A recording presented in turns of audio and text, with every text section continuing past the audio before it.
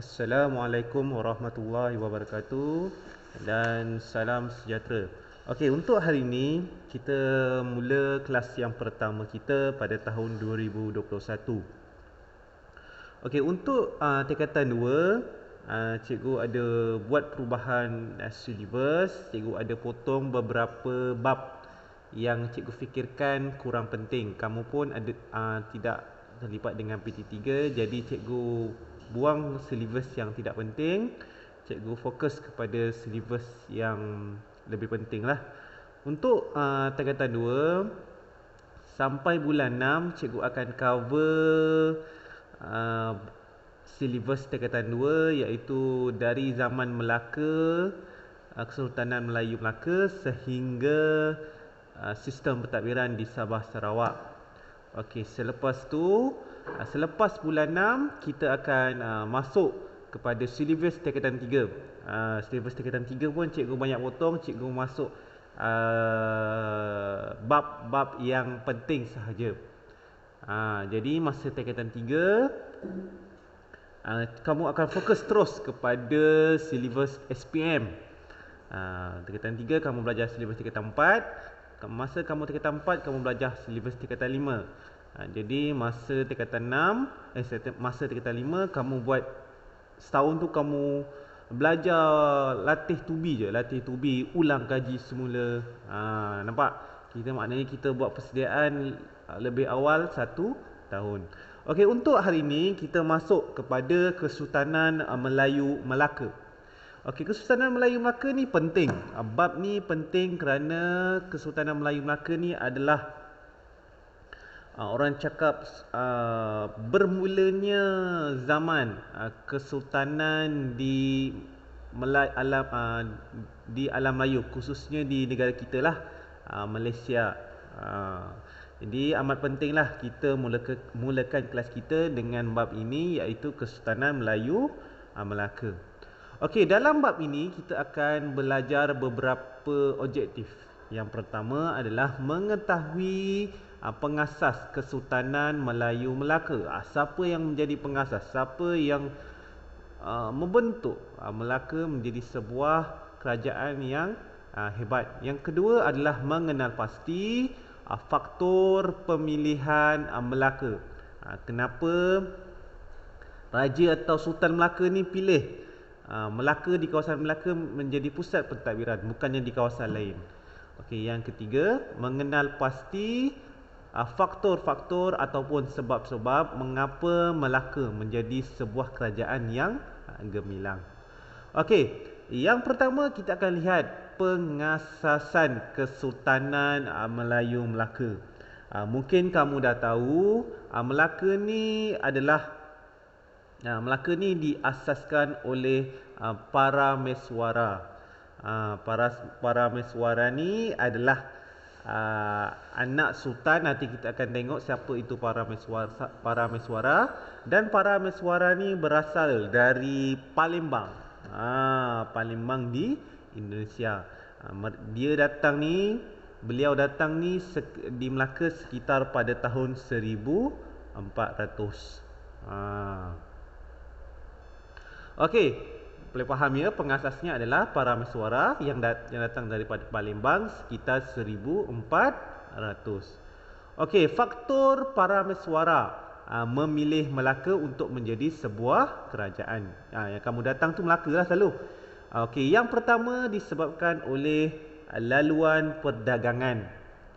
Untuk membentuk sebuah kerajaan yang kaya, yang gemilang, mestilah terikat dengan aktiviti perdagangan. Kalau nak berdagang ni tempat orang lalu jual beli, jadi dia terfikir ataupun dia mendapat idea untuk memilih Melaka ni sebagai laluan kerajaan disebabkan Melaka ni terletak di antara laluan timur dan barat.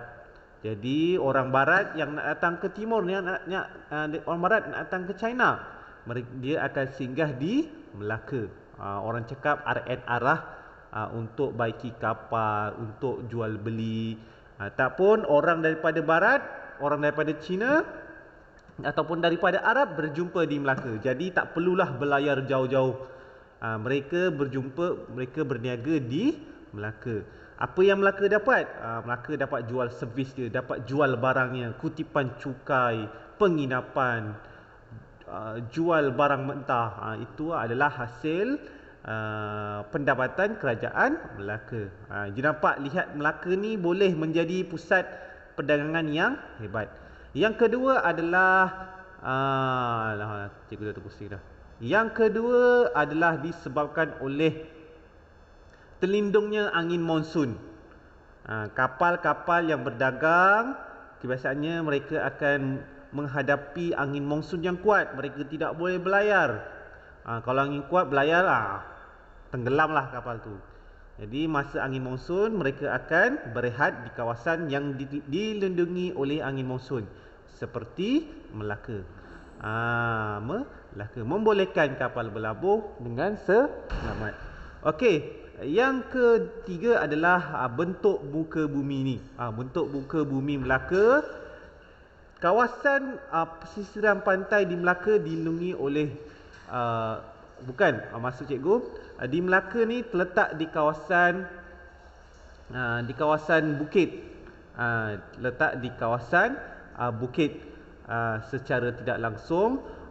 Kawasan bukit ni menjadi keistimewaan untuk kerajaan untuk menjadikan kawasan tersebut berada di kawasan tinggi, secara tidak langsung boleh menjadi tempat pertahanan. Jika musuh datang, Melaka ni di atas. Jika musuh datang daripada bawah, kita boleh nampak musuh tu kat bawah. Secara tidak langsung ia strategik untuk menjadi pusat pertahanan. Yang terakhir adalah benteng pertahanan. Melaka ni di pesisir pantainya banyak pokok bakau. Banyak pokok bakau. Pokok bakau ni bukan sahaja melindungi Melaka daripada angin monsun, tapi sebagai benteng dan pelindung daripada musuh, dan sukar untuk ditembusi. Boleh nampak ni, itu pokok bakau. Ini bukan bukit bakau ni, sepatutnya bukit bukau. Cikgu ada typo sedikit. Okey, seterusnya kita lihat seterusnya kita lihat kegemilangan Sultan Melaka. Faktor yang menyebabkan Melaka ni menjadi sebuah kerajaan yang gemilang. Yang pertama adalah disebabkan oleh pemimpin itu sendiri. Pemimpin itu sendiri. Kerana Parameswarani merupakan anak Raja Palembang dan dikatakan berketurunan ataupun mempunyai susur galur daripada Iskandar Zulkarnain. Jadi dalam diri Parameswari secara semulajanya terdapat darah pemimpin. Jadi dia memang dianugerahkan untuk menjadi pemimpin. Kalau diikutkan sejarahnya, dia dekat Palembang ni dia tak silap cikgu ke Sirbajaya. Kelas Sirbajaya diusir, Parameswari pergi ke Temasek. Temasek pun kena usir. Jadi dia berada yang terakhir selepas Temasek iaitu Singapura. Parameswari berada di Melaka. Jadi jadikan Melaka ni sebagai pusat kerajaannya. Okey, seterusnya adalah peranan yang unggul. Ni secara tidak langsungnya adalah peranan sultan lah. Sultan Raja ni mempunyai pelbagai peranan dalam sistem pemerintahan untuk menjadikan Melaka ni sebuah kerajaan yang berdaulat, stabil. Kerana raja ni merupakan simbol perpaduan, merupakan ketua tentera, ketua agama dan menyelaraskan ekonomi supaya berjalan lancar. Yang ketiga adalah daulat dan alat kebesaran. Kepimpinan raja ni banyak dikaitkan dengan konsep daulat dan derhaka, serta pelbagai institusi perajaan seperti adat istiadat, istana dan alat kebesaran diraja. Daulat tu apa? Daulat tu adalah orang cakap kuasa dan kewibawaan raja sebagai pemimpin.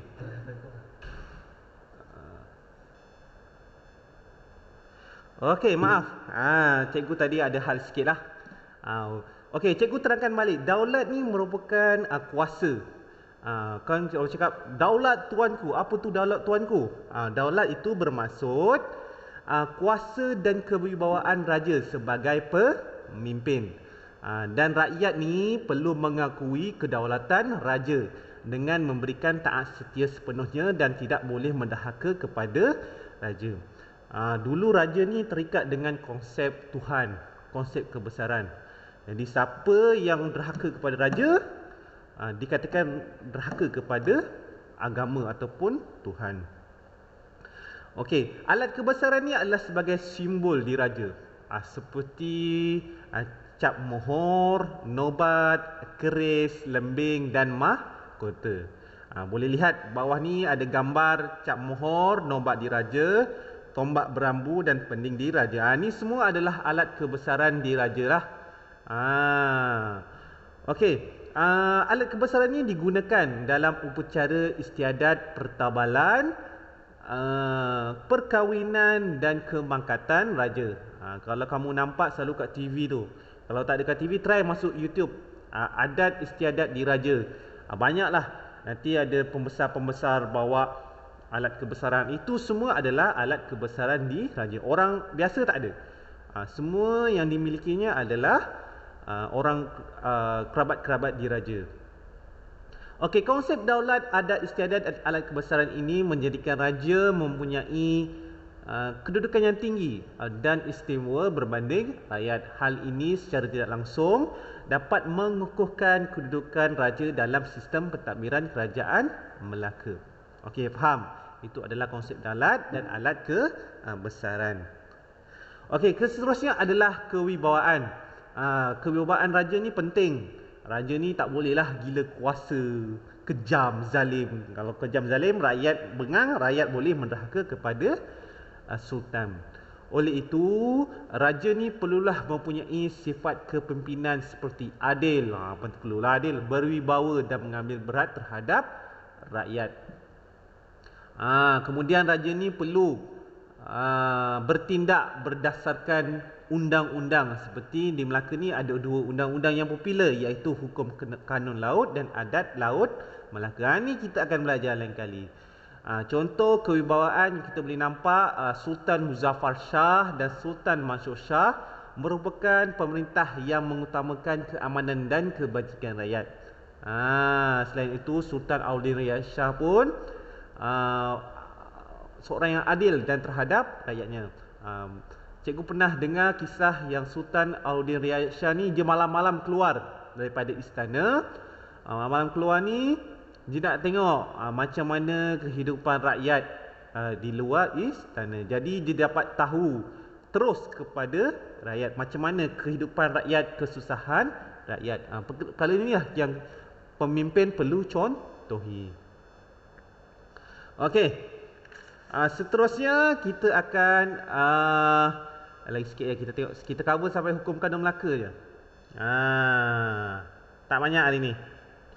Okey, seterusnya kita akan lihat sistem pentadbiran yang digunakan di Kesultanan Melayu Melaka. Kalau negara kita ni ada Perdana Menteri, ada menteri-menterinya. Kalau negeri ni ada ketua menteri besar, ada esko-eskonya. Sama juga dengan Kesultanan Melayu Melaka. Dia menggunakan sistem pembesar 4 lipatan. Atas sekali sultan, bawah dia adalah pembesar berempat. Pembesar 4 ni akan disokong oleh pembesar 8, kemudian disokong oleh pembesar 16, kemudian disokong oleh pembesar 32. Yang bawah sekali ni adalah peringkat kat kampung lah. Kemudian peringkat mukim dan daerah. Atas sekali adalah peringkat jajahan. Kemudian atas sekali adalah peringkat pusat. Macam kita lah, ada Perdana Menteri, ada menteri-menterinya, ada YB, ada lagi siapa, ada ketua kampung. Sama lah, ketua taman. Itu lebih kurang. Tugas apa pembesar ni? Sultan ni tak boleh buat kerja sorang-sorang. Jadi dia perlukan pembesar untuk menjalankan tugas-tugasnya seperti menjaga keamanan, mengutip cukai dan membekalkan tenaga tentera.